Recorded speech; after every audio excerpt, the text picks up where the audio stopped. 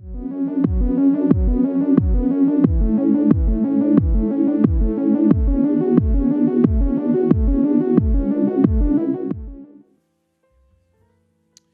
morning, ladies and gentlemen. My name is Jason Scott. I'm your host and announcer for today.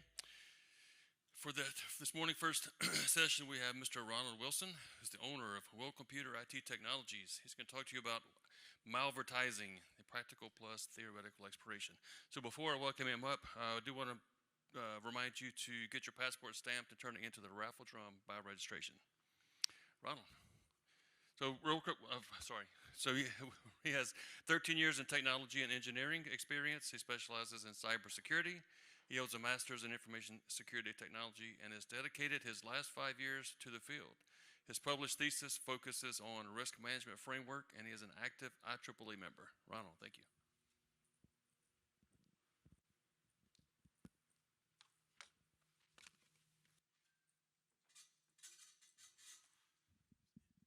Good evening. Can everyone hear me? All right, great. Well, first of all, let me thank you all for coming out to a second day of HughSecCon and spending this time with us. I hope you were able to get some golden nuggets to take away with you and to take back with you as we learn and defend against this cybersecurity world. Um, Today, I have the opportunity to share with you some of the nuggets that we consider important here in the world of cybersecurity. Um, Today, we want to look at something that I have learned to find in my studies as a simple yet complex ordeal. Now, I like to refer to malvertising as a living organism. And the reason I refer to it as a living organism is because it exists within our world of technology. Malvertising is one of those things that we haven't really heard of before. In fact, it was kind of a little funny. I sent the title out to my mother-in-law, and her response was, "Oh, what a made-up word." And I realized at that point that maybe everyone haven't heard of the word malvertising before. So, what is malvertising? We want to explore it from two perspectives today, one from a theoretical perspective and one from a practical perspective. As we walk through this exploration, I want to be able to show you some examples, some use cases that we can learn from. I want to show you some coding examples that we can learn from. But most of all, I also have a demonstration. I know a lot of times within explanations, we only have a theoretical explanation, but I also would like to have a demonstration. But first of all, what is malvertising? Malvertising is just, to simply put it, is advertisements that have been injected with some type of malicious code. So why do we care about that? Well, because advertisement is how we promote our businesses. We promote our skills. We promote whatever it is that we need for someone else to gravitate towards. Now, as they gravitate towards it, we're looking for them to do what? Purchase, so that we can make some type of profit. So advertisements have been around since forever, and they are a critical junction or a critical point within our businesses. So much critical that we budget for from advertisements almost in every organization that I've been in. That budget can go anywhere in small businesses from 9 to 10,000 bucks a month. Now that may average anywhere from $100 to $120,000 a year, but that's a nice chunk of change if you're talking about a small organization. Now, maybe a larger organization that may not be as critical, however, their budget is a lot larger. And again, I guarantee you that they have a budget for advertising and for marketing most of the times. So we see that there is a value inside of advertisements. Therefore, we want to concentrate on things that people are going to attack that has value. And in malvertising, which is just again a malicious way of injecting that code, is attacking against advertisements. Now, what make advertisements so important? Because advertisements are the way that we reach people. Well, how do we calculate that, or how do we find a cost for that? Well, how many people are we going to reach? According to one of the the stats that I've been reading, when you look at just the average cost, just a traditional cost in between your traditional ways of advertising and your online ways of advertising, there is a great cost difference. At the minimum cost for an online advertising, we're looking somewhere at around $3. Now, for that same traditional advertisement or traditional way of advertising, we're looking at $22. Instantly we see about a 7 times increase there in just a simple advertisement to reach over 1,000 people. Now, what do we mean by reaching 1,000 people?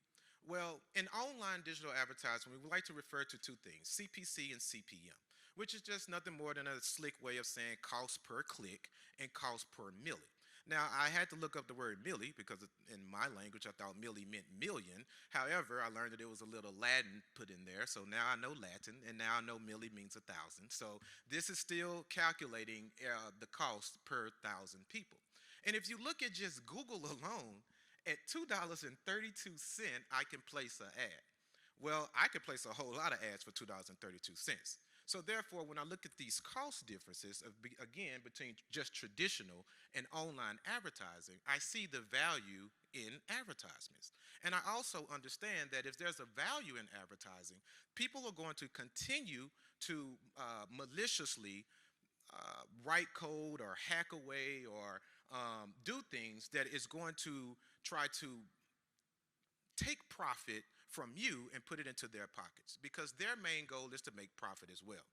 So, as we continue to observe just the traditional costs, we realize that things like billboards and things like TV ads and magazine ads, all of these were once legit ways of actually advertising, but they're also very expensive.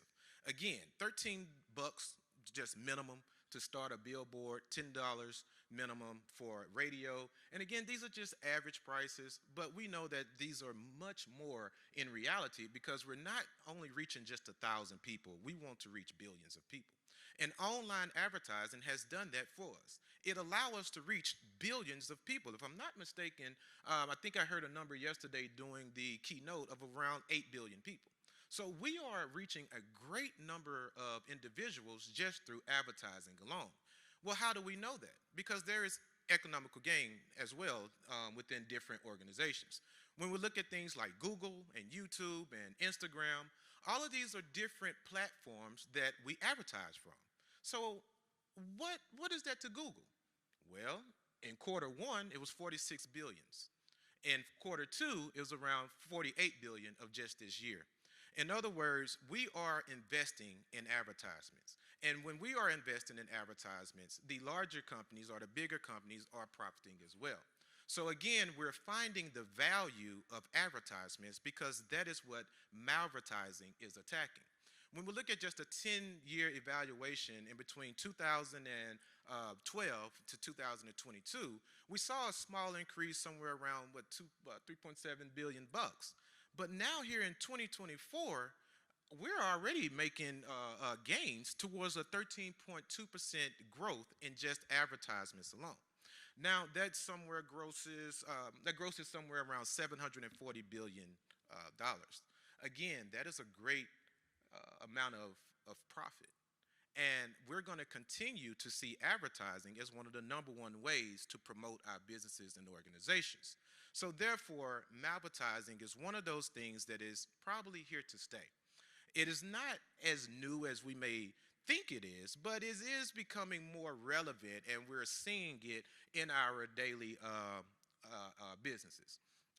So again, one of the things that I did want to do was just give you a simple demonstration. And this demonstration is basically part of if you all could just pause that for me real quick. This demonstration is just a simple back end portion of what's going on with malvertising. Again, whenever you have this setup, if you guys can go back to the very beginning of it, you have a setup of a server that's on the left-hand side, and you have a regular Windows 10 computer here on my right-hand side. And this is just a simple laboratory experiment. It is not going outside into the public web.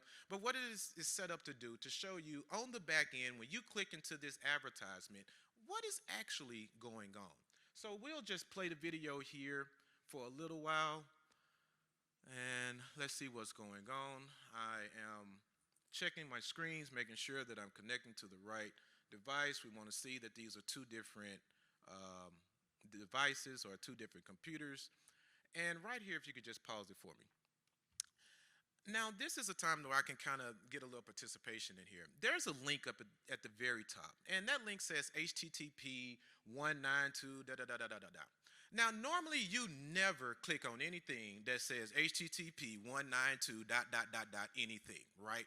But what are some of the sneaky ways that we have in our environment that we've heard of? If you are in any organization and you have an HR team, you probably take something at the beginning of your term and they probably have this question in here. So, what is one of the ways that we receive malicious links and we hear about it all the time? I could just throw it out there. Phishing. That's exactly right. We receive phishing links through email, and they're never going to say HTTP 192. Normally, they say something like DocuSign, or they say something like, hey, here's a new Facebook link, or here's a new post. They may say something like, hey, my CEO is out of town. He is stuck over here and he needs $1 million transferred to him. Here's the link to transfer that $1 million. You've seen that before. If you haven't seen it, one of your coworkers have seen that email. Well, when you click on that link, you're not really going to DocuSign. You're not really going to Salesforce. You're really going to a command and control server, what you see on your left-hand side, that is now going to record every single thing that you are doing on that site. So let's continue playing here. So now as we connect to the site, you're going to see what we would like to call a marketplace.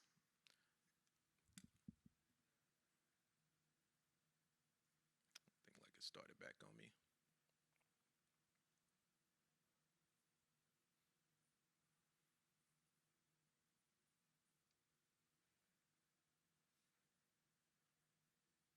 Okay, so now you've reached this marketplace. You notice that the marketplace have a couple of items on there that you're interested in.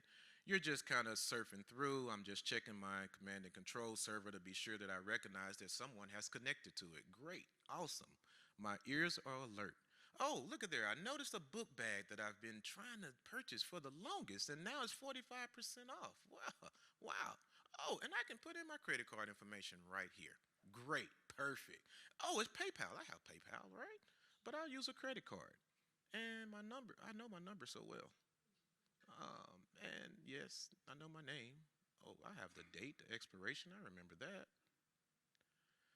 And now, as the hacker or the bad guy, as we like to say, we sit back and we wait for you to submit this information.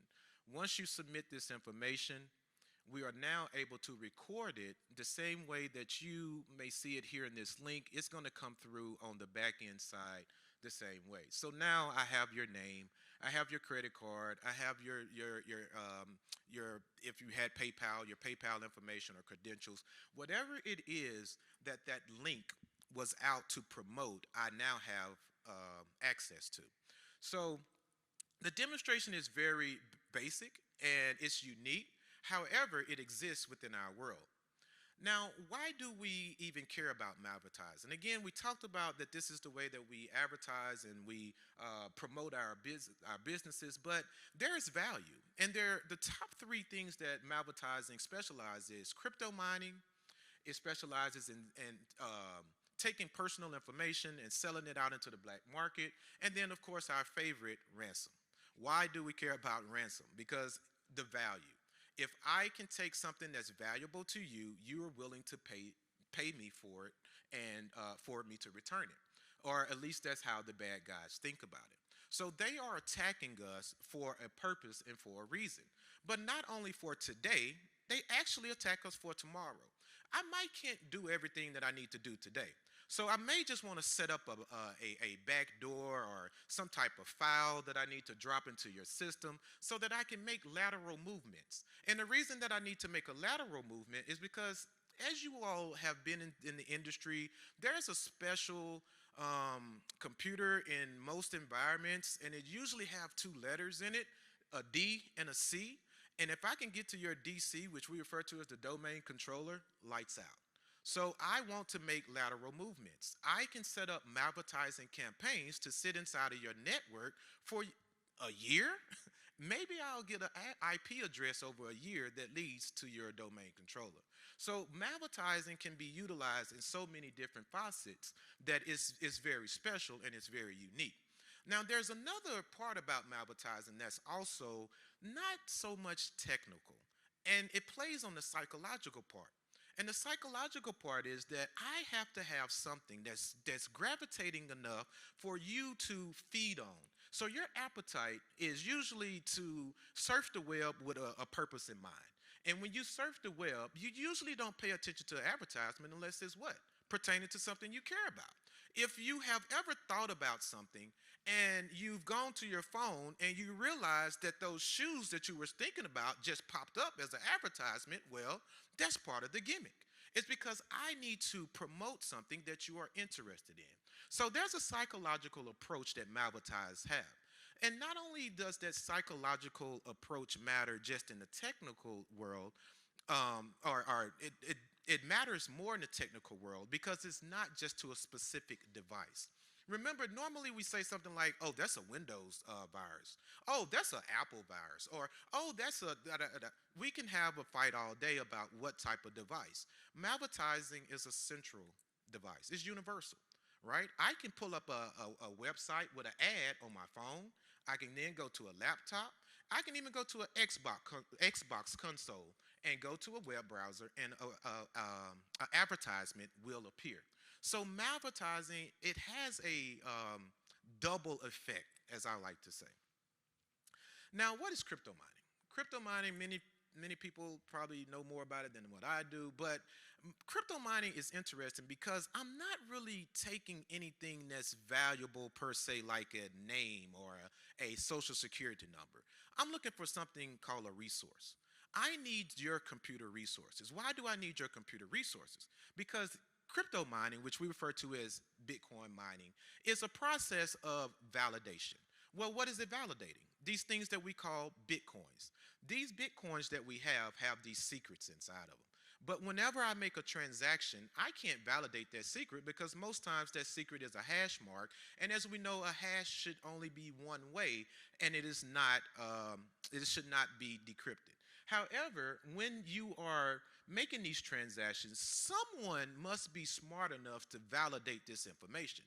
Well, it takes the power of a computer to validate this information. We are very smart, but computers have a very fast processor in it. But guess what? My local computer is not good enough. So now, in today's world, I want to remotely make a connection to your computer so I can use your processes. I want your graphic processor. I want your software processing so that I can now speed up my computer to crack this crypto, this blockchain or this secret. I want to basically take your processing power, remotely apply it to my local computer, and when I break this code, guess what I receive? A profit. Again, where's the value? The value is whenever I break that secret, I turn it in and I say, hey, this is a legit transaction, close the gap.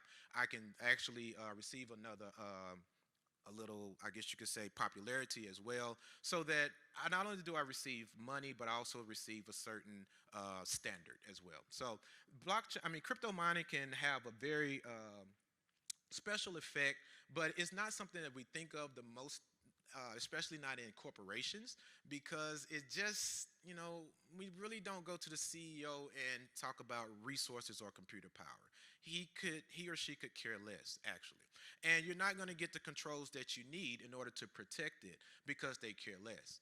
But I guarantee you, if you talk to them about advertising, which means that they're going to affect their marketing, which means it's going to affect the profits and the marginings and the profits and the losses and the gains at the end of the year, your ear is going to be received a little more. So again, we talked about the monetary gain. We talked about the ransomware. Well, there's another device that we use in corporations a lot. And you use it, and most of us have it in our hands to this day, that mobile device, that mobile phone. Now, the mobile phone is going to add another layer of difficulty because the mobile devices, as you notice, they're not that large. we're going from a 15-inch screen to probably somewhere, and I'm not good on dimensions all the time, but 7 inches, somewhere around that. The screen is going to compress a whole lot of the details of your websites. So it's very interesting when over 81% of our corporations have a risk inside of their networks. What is the network? I mean, what is the risk? Well, most of us open Outlook, we open email, or we open some type of signature or DocuSign page on our cell phones, and we interact with the network. Well, that's a threat because in 1 out of 10 corporations is noticing that we have malware in our environment. But that malware came through a what? A mobile device. So mobile devices are used in a very unique way when it comes to malvertising. How is it used? Well, you see login pages. You're going to see different banking pages that are going to be created. It impersonates a lot of different valued web pages that we go to on a daily basis. And that is what makes it so unique and so difficult to trust because it looks just like my website that I normally log into. However, how do I actually get to the point where someone comes onto my phone and puts a website on there and make me log into it? They don't, right? That don't even sound right when I say it. But they do make an application. We download applications all the time. We install applications all the time. I know when I came in, I clicked the QR code and I tried to scan it with my phone. That is a way of actually transferring malvertising into your phone. What if the QR code was malicious? What if somebody said that instead of us having a legit code here, I'm going to inject it with a malicious code, which we'll see in a little while. So we have applications. We have cryptojacking, which we just saw a couple of minutes that's related to crypto mining. And then you have the delivery method. The delivery method is pretty similar to what you saw during the practical presentation. And it's just a method where I directly take it and put it onto your computer. That happens very rarely. Usually we call that an inside threat.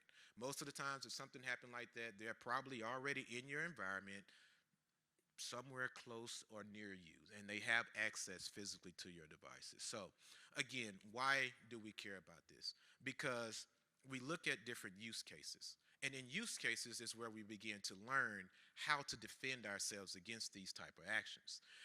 Some years ago there was a case with Grammarly. And Grammarly is not a website that I'm familiar with that much, but they use Grammarly in such of a unique way. Now, if anyone is familiar with Google Ads, you notice that whenever you click into a Google ad, it's something unique about that ad, right? Usually that ad has a unique identification that goes along with it. That unique identification registers it back to the authentication and registration that you initially did to register that advertisement. So how does this work? When I go to Google, I usually type in a search word. And in this case, I typed in Grammarly. However, when the web page is pulled up in order to click on Grammarly, there was a quite twist that the bad guys threw into it. They didn't quite click on Grammarly. They clicked on something that I would like to say is named Nammerly. The G was actually silent. They never realized that they did not go to GRA. They went to GNA. Now, that's a very slick move, but how did they do it? Well, the bad guys are very smart. They registered with Google Ads. They had a legitimate Google ad. So every time you clicked on Grammarly, guess what happened? My malicious Google ad rose to the top of the list. And as most of us do, the number one site that comes up whenever you Google, you do what? You click on it. However, they weren't clicking on Grammarly. They actually clicked on Nammerly.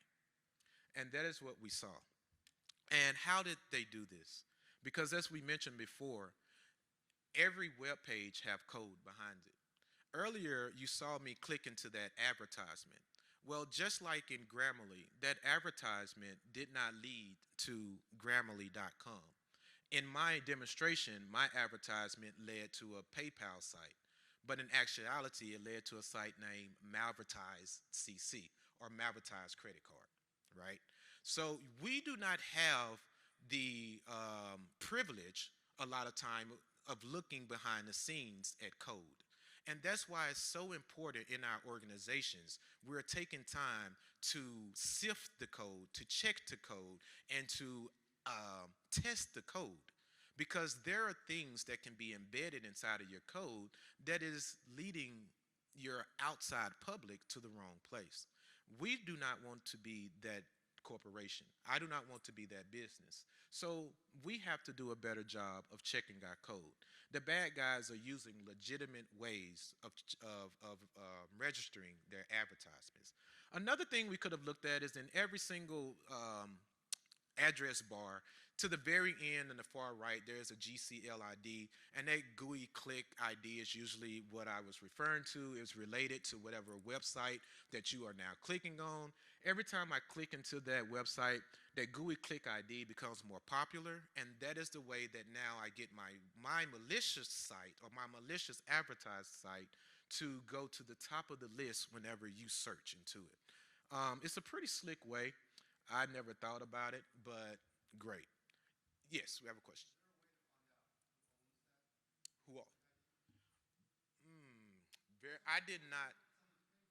Right. I did not find a public list during my research, but that is a very good question, and it should exist at some point. I will research that and find out. Thank you. Um, One of the great things about malvertising is that whenever you access that site, the attack can begin instantly. So one thing about Grammarly was when the website was accessed, you begin to mess around and click on this and click on that, try to see if this is exactly where you're going. In the background, there were some things going on. There were some zip files that were being downloaded to your system. There were some other type of DLLs and libraries and connections that were being made so that now the bad guys can set up a little further into your device. So how did they do this? Well, they used code. Again, those zip files that were downloaded to your computer while you were sitting there just kind of, moseying around and clicking here and clicking there. Well, they weren't just any type of zip file. There were zip files that contained malicious DLL files and EXEs and any type of extensions that are well known. And these files are going to sit in your device for the bad actor to interact with your device, to connect to your device, or whatever it is that he or she may be doing behind the scenes. So, how do we discover this? Inside of our codes, there are specific items that we find and we pay attention to. So when we are diagnosing these situations and you're calling in these third parties and they're saying, "Hey, this is what happened," they're looking into your code and they're finding those files. And inside of those PowerShell files, we find something like a scheduled task. Well, what is the scheduled task for? Remember earlier I said I may not can interact with your device the way that I want to. So I'll set up a scheduled task so that I can do it later on. Maybe in a year from now. Maybe when your virus protector no longer is active, or you forgot to pay the renewal bill. Maybe I activate it then because I realized you no longer have that protection. And now I'm able to set off that exe file in your phone, or I'm able to release those DLLs, and now I can interact with memory and steal some of the information from your device. A lot of times, these files are what we call information stealers, right? So they're going into your devices. They're telling me what type of operating system you have. They're telling me what type of applications you have connected. Why? Because this is where the vulnerabilities exist. This is how I'm going to come back and get inside of your device. So when we strip away what's going on and how malvertising is really working, these are the files that we are finding behind the scenes. Again, this is just a simple setup of showing us, guys, once we are onto that site, Namely and not Grammarly, we're really connected to a command and control server. You will never get your information to Grammarly.com because it stops right here at my command and control server. And normally, in all transparency, you noticed in the demonstration how when they clicked into the website, put in the information, and it just went to a white page. They don't stop right there. The bad guys, they continue to draw you in. So that page is not going to stop. They're just going to go to a more legit page. You're going to enter in some more information, and they're going to steal that information. So again, that psychological effect of knowing that, hey, when this person entered that information, I need to make this page so that they now can interact this way, and I can steal this information. And then they can interact with another page that I'm going to create so I can steal that information. Malvertising is very unique. Um, we talked about applications, and we talked about how bad guys write certain applications to allow you to download them, and then they come back later on and they interact with your devices. The second use case that we would like to look at is going to be an Apple device.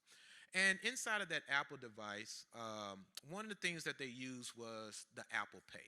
So we'll kind of come back and just look at what ways that they actually utilize this Apple Pay. But one of the things that we wanted to begin doing was try to put some common language behind this. Again, listening to our speaker yesterday, common language is missing in this field. So not we, a statistic named this the mobile threat chain. You've heard of that before. It's really not unique. A threat chain is usually how a vulnerability or how someone goes about the process of exploiting your device. We just put the word mobile in front of it so that it'll sound a little bit more special. But what is the technique that they use? Well, first of all, in this Apple device, you had to register, or you had to interact, with this advertisement. After the person interacted with the advertisement, they have to be able to click on it so that they can access the web page. Once they access that web page, they never were sent to the Apple Pay location where they thought they were going to be sent, and we'll see that in just a minute. But they actually were sent and redirected to a totally different place that recorded everything that went on behind the scenes. So how did they do this? That is the interesting part, and that is what I found unique. The bad guys did not interject, or they didn't inject anything into the back door. They used what already existed. In all of our devices, we normally have something that's called an authorization request, or API. Now, this authorization is for us to make the different transactions that we make with Apple Pay, with MasterCard, with Visa, all of these different creditors that we use. They have a way to connect to them on the back end. The unique function or method that most of our browsers have on the inside of is a method that's named can make payment. And that's just a simple Boolean call that is made, and that Boolean call is going to come back true or false, and it's going to say, are you able to use Apple Wallet? Are you able to make a credit card? Are you able to use Discover? And once I receive that as the bad guy, and I notice that now you have Apple Wallet set up in your system, guess what I do? I don't send you over to where you thought you were going. I send you over instead to a bogus application, or um, a bogus site to finish recording your information. So you were ready to make the purchase, and instead of sending you to the actual site, I send you this little application. You begin to fill in the card number, the expiration code. You can't tell the difference. You don't know whether you are actually on the real site or on a bogus site. They hide this very well, and the thing that is going on behind the scene is all of your information is being passed through to the bad guy. Just like in the presentation, he's on the back end recording that information. So how do we learn from this situation? Well, these guys, they didn't only just place the code, they actually needed to interact with the code. After they interacted with the APIs, sent over all of the good information that they needed to send over to your phone, they needed you to help them out. They sent two updates. One update was to make the install, the other update was to actually not let go, I hate to use that term, but to actually allow the DLL and the EXEs and the connections to be made behind the scenes. Once you install those two updates, now I have a presence on your device. I'm able to send you this confirmation page, or I'm sorry, not confirmation page. I'm able to send you this payment page, and you're able to make your payments or put in your credit card information, and then I attract all of your details to my server and I record them. So again, these guys are not using anything that's so unique that we can't find. It exists right in our devices. And why do we care? Because at the end of the day, we're discussing something that our organizations invest into. Advertisements are not going to go away. We're going to need to promote our businesses. We're going to need to make profit. That's the reason that we're here. So, how do we protect ourselves? There are some simple things that we can do.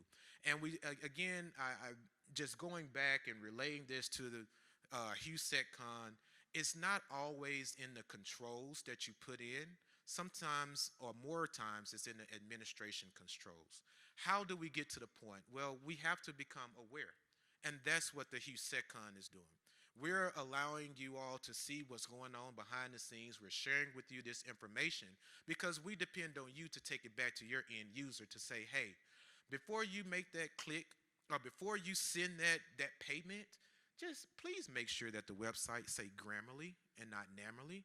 Please make sure that you don't go in and have an application installed. Or maybe, how about we set up a procedure, or we set up a standard, or we set up a policy within our network to say we can't install any type of application on our phones. We have to become more proactive in finding ways to administer against these type of threats. Because again, as I spoke before, it's not all technical. It's psychological that's involved. There's other things that are involved in a lot of these attacks that go on. And again, people spend 24 hours a day thinking about ways of doing this, while are a lot of times we're juggling so many different things here that we probably don't spend more than an hour on the same thing. You have people that are spending 8 hours a day of figuring out how to get into your devices. So make sure that when you're on a link, it says SSH. That just means that your information is being encrypted. So if my information happens to be intercepted by the bad guy, he can't just easily read it. He has to be very unique and very smart to crack an encrypted traffic. And it's not impossible, but it is difficult. Check the addresses. Again, you're on these phones, you're on smaller devices, you're going to have to be more intentional. When you, I'm not you, I'm sorry. When I actually go to my device and I try to check the web page that I'm on, I'm so frustrated because I really just want to click on it and have it pop up. But guess what? I got to go to a second step. And if you own an Android, sorry, you might have to click on the word edit, and then you can actually see the name of the screen that you're connected to. So we're becoming more uncomfortable with these devices because we need to become more safe. And let's just continue to patch our devices. Again, patches does not mean that is the way to security. But however, these devices that we have, they have certain issues in them, and they need to be addressed by patching. Virus protectors are very important. Keep your virus protectors updated. These are just some minimum ways, again, that we protect ourselves. We're going to continue unraveling and finding different ways to attack us and to attack our community, and that is not going to stop. However, the more that we learn, the more that we defend, the more that we share this information with each other, the better off we are. If you have any questions at this time, I would just like to leave the floor open.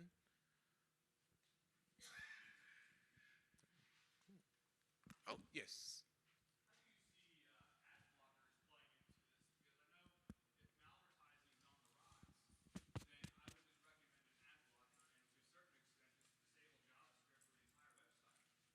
Yes.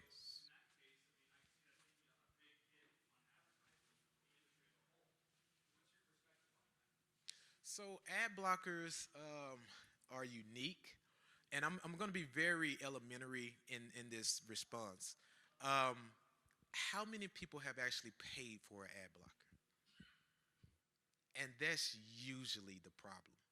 We're not going to invest in that tool that we need in order to protect us. Because if I take it to a corporation and say we need to pay for ad blockers, this is what they're going to say. So you're going to stop my ads from playing? That's not going to go over too well, right? So ad blocker though is definitely something we need to use in our personal lives. If you have uh, the business that's going to carry over into your personal devices and you're using it on a regular basis, ad blocker would be a very good tool to place into your especially your mobile devices.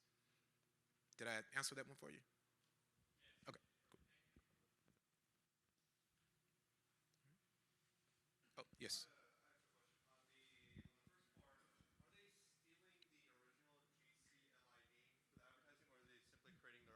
And then getting more traction off of that.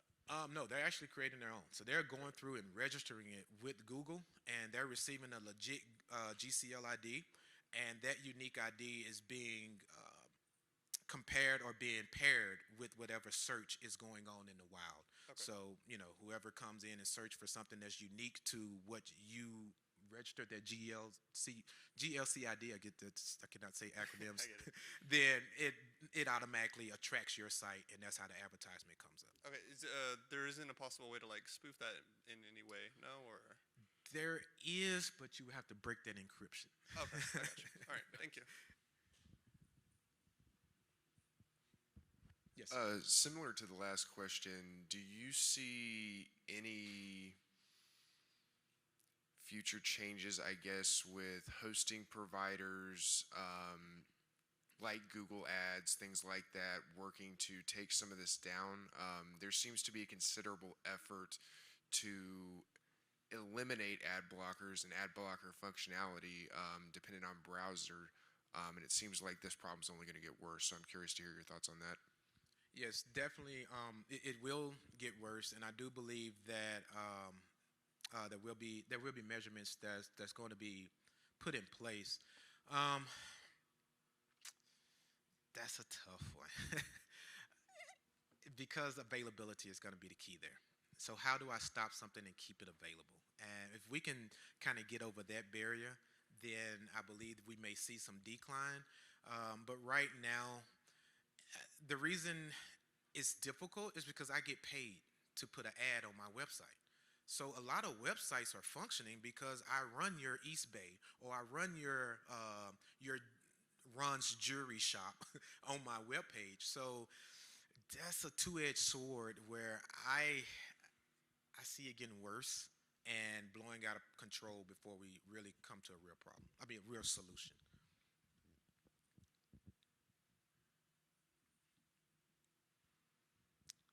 Excellent.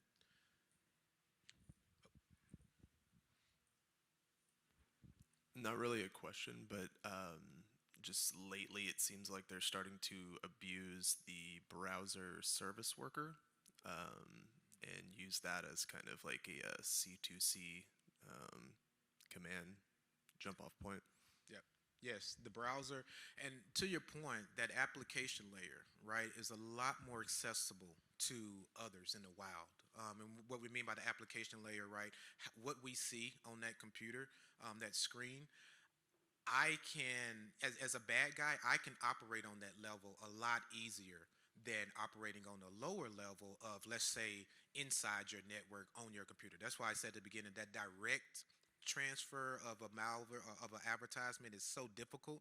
But when I'm on the application level, um, they will continue to attack browsers, password managers. They are attacking those as well.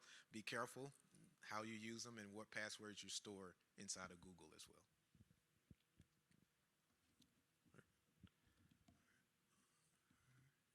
All right, I Okay. think that's it. Thank you, Ronald. Appreciate it. Thank you.